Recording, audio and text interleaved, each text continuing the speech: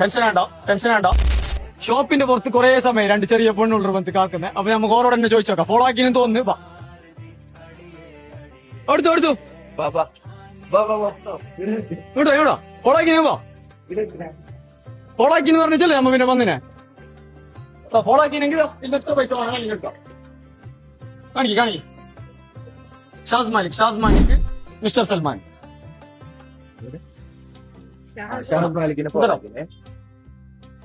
Shaz Malik follow ആക്കിയിട്ടുണ്ട്.